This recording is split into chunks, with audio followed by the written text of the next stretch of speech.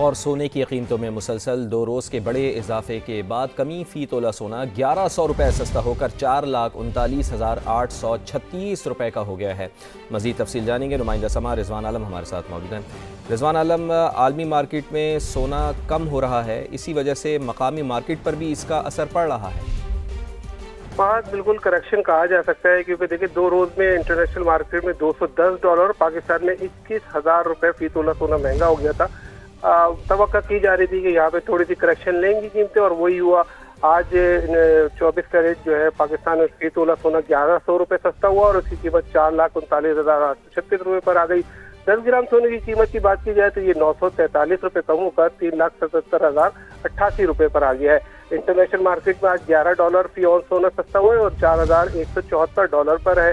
فی تولہ چاندی کی قیمت میں بھی 48 روپے کی کمی واقع ہوئی ہے، 6,716 روپے کی قیمت ہو گئی ہے۔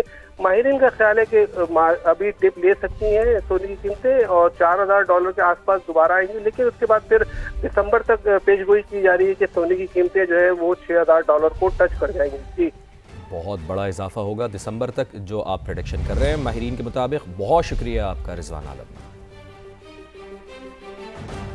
ایران میں شہید سپریم لیڈر علی خامنہئی کی نماز جنازہ میں شرکت کی، پاکستان کے عوام اور حکومت کی جانب سے اظہار تعزیت کیا۔ وزیر اعظم شہباز شریف کا سوشل میڈیا پلیٹ فارم ایکس پر بیان، کہا شہید علی خامنہئی کی قیادت اور بصیرت کو نسلیں یاد رکھیں گی۔ ایران سے اظہار یکجہتی کے لیے میرے ساتھ اعلیٰ سطح کا وفد بھی گیا، جس میں نائب وزیر اعظم اسحاق ڈار اور فیلڈ مارشل سید عاصم منیر شامل تھے۔ بلاول بھٹو، زرداری، اسپیکر ایاز صادق سمیت سینئر ارکان پارلیمنٹ بھی ساتھ تھے۔ سینئر وفاقی وزراء اور حکومتی اہلکار بھی پاکستان کے وفد کا حصہ تھے۔ وزیر اعظم شہباز شریف نے کہا کہ مشکل کی اس گھڑی میں پاکستان ایرانی بھائیوں کے ساتھ کھڑا ہے۔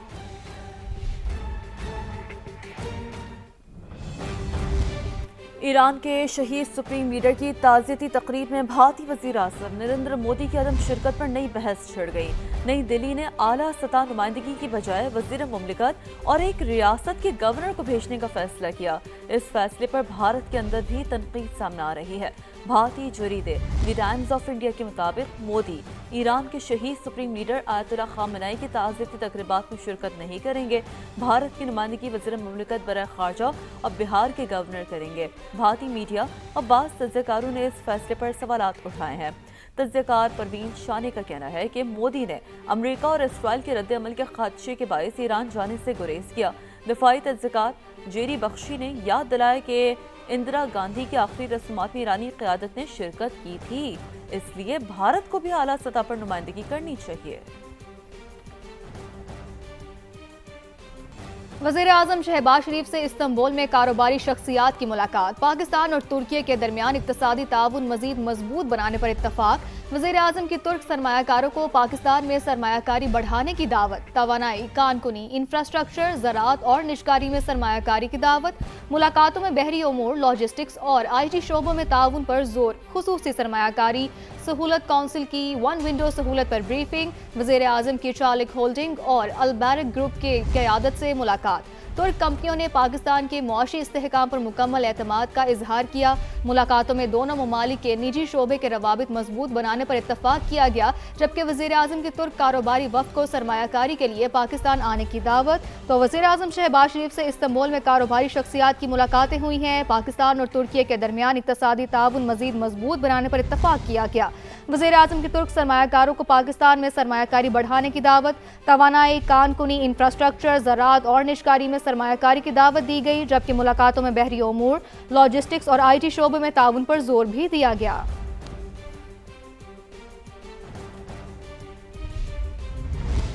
وزیر اعظم اپنا گھر اسکیم تک عوام کی رسائی کا دائرہ مزید وسیع، ایس ای سی پی کی تجویز پر نان بینکنگ کمپنیاں بھی وزیر اعظم اپنا گھر پروگرام میں شامل، روایتی بینک اکاؤنٹ نہ رکھنے والے بھی اپنا گھر اسکیم کے لیے درخواست دے سکیں گے۔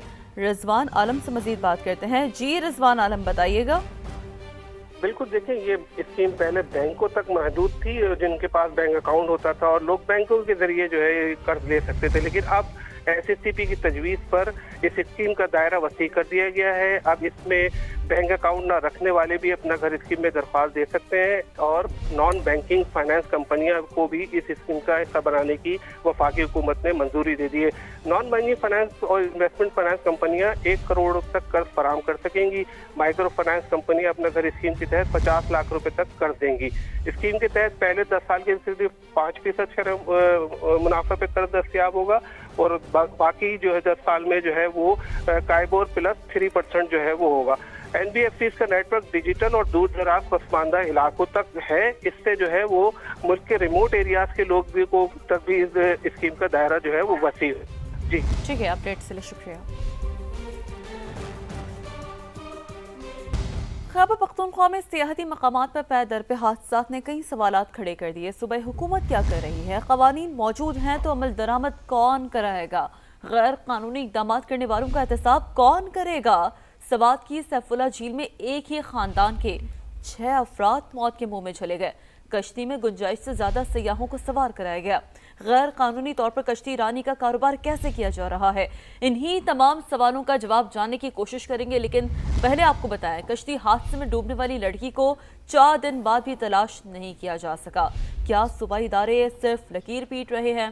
ताज़ा तरीन सूरत-हाल जानेंगे समा के नुमाइंदे सैयद शहाबुद्दीन से। शहाब, बताइएगा, बहुत ही अहम तरीन ये मामला है, क्या डिटेल्स हैं आपके पास?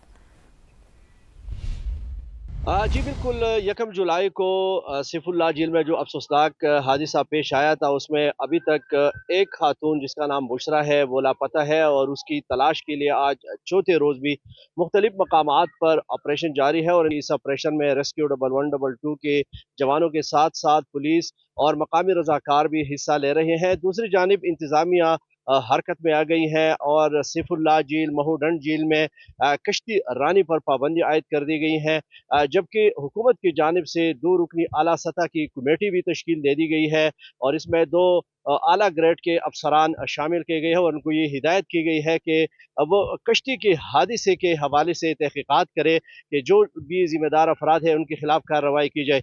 दूसरी जानिब पुलिस की जानिब से कश्ती ऑपरेटर लियाकत अली को भी बाज़ाब्ता तौर पर गिरफ्तार कर लिया गया है और उसके खिलाफ दफ़ा 322 के तहत मुकदमा दर्ज कर लिया गया है, जबकि मज़ीद तफ्तीश भी जारी है। कश्ती रानी के हवाले से अगर बात की जाए तो स्वात की जो मुख्तलिफ झीलें हैं जिनमें महूडंड, इसी तरह शाहीबाग है और सैफुल्लाह झील है, कश्ती रानी तो चलती है लेकिन बाकायदा SOPs जो है उन पर अमल दरामद नहीं किया जाता, जिसके बायस इस तरह के हादिसात रोनमा हो रहे हैं। गुज़िश्ता साल भी शाहीबाग में इस तरह का एक हादिसा पेश आया था और अब सैफुल्लाह झील में ये हादिसा पेश आया है जिसके नतीजे में एक ही खानदान के 7 अफराद जहाँ बहक हुए हैं।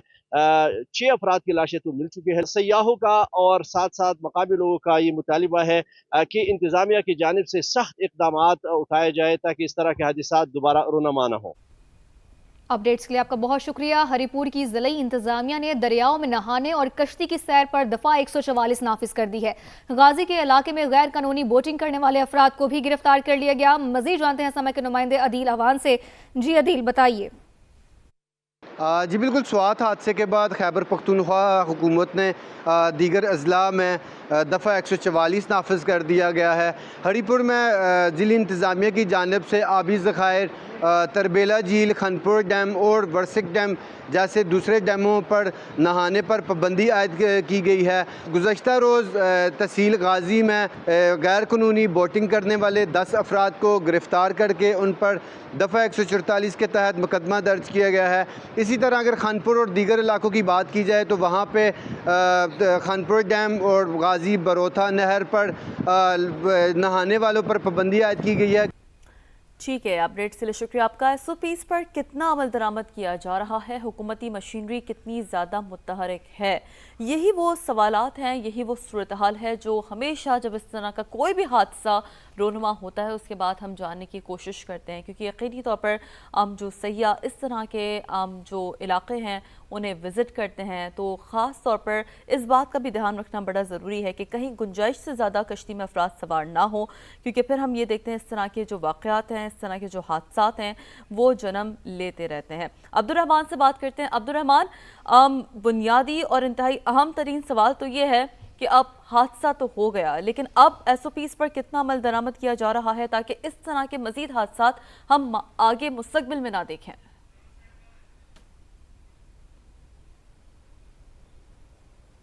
جی بالکل، اس قسم کے جو حادثات ہوتے ہیں اس کے بعد جو ہے انتظامیہ اور جو ادارے ہیں وہ سرگرم ہو جاتے ہیں اور اس حوالے سے وہ مختلف رپورٹس بھی تیار کرتے ہیں، لیکن افسوس کی بات یہ ہے کہ ان رپورٹس پر جو ہے اقدامات کہیں ہمیں نظر نہیں آتے۔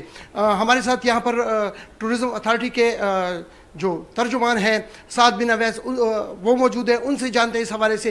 جی یہ بتائیں کہ 6 افراد کی زندگی چلی گئی، تو یہ کس کی ذمہ داری ہے؟ یہاں پر حفاظتی انتظامات کیا محکمہ سیاحت صرف سیاحت کے فروغ کے لیے اقدامات کر رہی ہے، سیاحوں کے تحفظ کے لیے کوئی اقدامات نہیں کر رہی؟ جی بالکل، مختلف جگہوں پر ہماری جو ہے وہ ٹیمیں ڈپلائی ہوئی ہوئی ہیں، اور کل بھی چک درہ پہ اور مختلف جو باب سوات ہو گیا، کالام ہو گیا، اس کے علاوہ ہزارہ ڈویژن میں وہاں بھی ٹیمیں موجود ہیں۔ وہ نہ صرف ٹورسٹ کو جو ہے وہ پمفلٹ دے رہے ہیں احتیاطی تدابیر کے، بلکہ ساتھ ہی ہمارے جو سوشل میڈیا پیجز ہیں وہاں پہ بھی ان کو بقایا بتایا جاتا ہے اور موسمی الرٹس بھی دی جاتی ہیں تاکہ ان کے مطابق جو ہے وہ عمل کرے۔ اور جو بھی یہاں پہ بھی ٹورسٹ پھنس جاتا ہے تو آلریڈی ہمارے ہیلپ لائن نمبر 1422 موجود ہے، اور صوبائی حکومت کی جو ایمرجنسی ہیلپ لائن ہے 911 وہ بھی موجود ہے، تو اس کے ذریعے جو ہے وہ ٹورسٹ کو جو ہے وہ ریسکیو کرتے ہیں جیسے بھی کال آتی ہے، اور بھی کوئی ایمرجنسی ہوتی ہے تو اس پہ ٹورزم پولیس ریسکیو سینٹرز ہمارے موجود ہے جس کے ذریعے جو ہے ان کو فیسیلیٹیٹ کیا جاتا ہے۔ اچھا سنا یہ کہ سوات میں دفعہ 144 نافذ ہے اور کشتی رانی پر پابندی ہے، تو پھر یہ کشتی کس طرح جھیل میں آئی اور کس طرح انہوں نے جو سیاحوں کو جو ہے وہ سیر کرانے کی کوشش کی؟ یہ کس کی ذمہ داری ہے کہ اس کشتی ران کو روکتے اس حادثے سے پہلے؟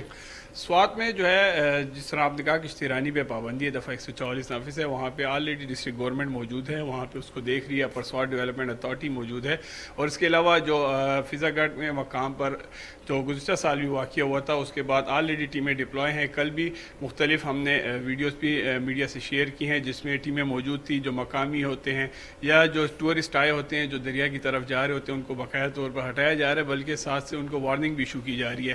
ریسنٹلی جو آپ نے واقعہ دیکھا کنہار میں بھی، وہاں پہ بھی جو ویگو ڈالا لے گئے تھے اور ان پہ FIR بھی ہوئی تھی اور باقاعدہ ان پہ بھی سخت ایکشن لیا گیا۔ تو ٹورسٹ کو ہم بار بار بتاتے ہیں کہ بالکل آپ لوگ جا رہے ہیں تو ان جگہوں پر مگر کم از کم جو SOPs ہے اس کو فالو کریں، سیر صحت ہے مگر ساتھ میں احتیاط ضروری ہے۔ اچھا یہ بتائیں کہ جو آپ کے الرٹ جاری ہوتے ہیں وقتاً فوقتاً، اس پہ امپلیمنٹیشن کون کرے گا؟ کیا محکمہ سیاحت امپلیمنٹیشن نہیں کر سکتی کہ اس قسم کے واقعات ہوتے ہیں؟ آپ تو الرٹ جاری کر دیتے ہیں بھائی کشتی رانی مت کریں، یہ مت کریں، لیکن اس پہ عمل درآمد کون سا ادارہ کروائے گا؟ اور کیا کوئی افسر جو ہے اب تک معطل ہوا ہے یا اس کو سسپینڈ کیا گیا ہے؟ جو ابھی ریسنٹلی جو واقعہ ہوئے اس پہ تو آلریڈی انکوائری بیٹھی ہوئی ہے، وہ کر رہی ہے۔ دوسرا جو واقعہ جو آپ نے الرٹس کی بات کی تو باقاعدہ ہمارے الرٹس ہوتے ہیں، ہمارے ٹورزم پولیس ان فیلڈ ہے، ہمارے افسران خود ان فیلڈ پہ موجود ہیں جو نہ صرف ایکشن لے رہے ہیں بلکہ باقاعدہ طور پر سخت ہدایات کر کے ان کو جو ہے وہ باقاعدہ اس کے خلاف کارروائی کر رہے ہیں۔ مختلف جو واقعہ بھی ہوا تھا اس پہ بھی ہمارے سارے فیلڈ افسران فیلڈ پہ تھے، باقی اداروں کے بھی فیلڈ پہ تھے، وہاں پہ موجود تھے، ڈسٹرکٹ گورنمنٹ وہاں موجود تھی، پہنچ گئی تھی۔ تو جو صرف الرٹس ہوتے ہیں اس کے ساتھ ساتھ ہم باقاعدہ عملی طور پر بھی گراؤنڈ میں موجود ہے تاکہ ہدایات پر عمل کرے تاکہ زیادہ سے زیادہ جو ہے وہ ٹورسٹ کو جو ہے محفوظ اور حفاظت کے ساتھ ان کا سفر مکمل کیا جائے۔ اچھا اب جو واقعہ ہوا ہے، اب ایک ڈیڈ باڈی اب بھی جو ہے لاپتہ ہے، اس حوالے سے ٹورزم اتھارٹی کی کیا پوزیشن ہے اور ٹورزم اتھارٹی اس حوالے سے کیا کر سکتی ہے یا کیا کر رہی ہے اور اس کی کیا ذمہ داری بنتی ہے؟ اس میں مختلف جگہوں پر جو ہے بھی سرچ آپریشن جاری ہے۔ اگر آپ نے ریسنٹلی کل کی بھی ویڈیوز دیکھی ہوں تو ریسکیو آپریشن جاری تھا، وہاں پہ ٹورزم پولیس کے لڑکے مختلف جگہوں پر ہمارے موجود ہیں جو ڈیوٹی کر رہے ہیں، اور ساتھ ساتھ جو ہے وہ ریسکیو آپریشن جاری ہے، اس کی باڈی کو سرچ کیا جا رہا ہے، تو انشاءاللہ امید ہے جلد از جلد مل جائے گی۔ اچھا اس کے ذمہ داروں کو کیا سزا ملے گی؟ میں نے آپ کو شروع میں ہی کہہ دیا کہ آلریڈی اس پہ انکوائری ہے، تو انکوائری کمپلیٹ ہوگی ودن 7 days جو اس کا ٹائم ہے، اس پہ پتہ لگ جائے گا کہ کیا ہوتا ہے۔ صحیح۔ کوئی افسر معطل ہوگا کہ صرف اہلکاری معطل ہوں گے؟ سر یہ تو ٹھیک افسران ہے کیا عبدالرحمان، بہت شکریہ، بڑے اہم سوالات آپ کر رہے ہیں، اور ظاہر سی بات ہے ضرورت اس بات کی ہے کہ حکومتی مشینری اب کتنی متحرک ہے، کیوں اس طرح کے حادثات ہونے کا انتظار کیا جا رہا ہے۔ بہت شکریہ آپ نے اپڈیٹ کیا۔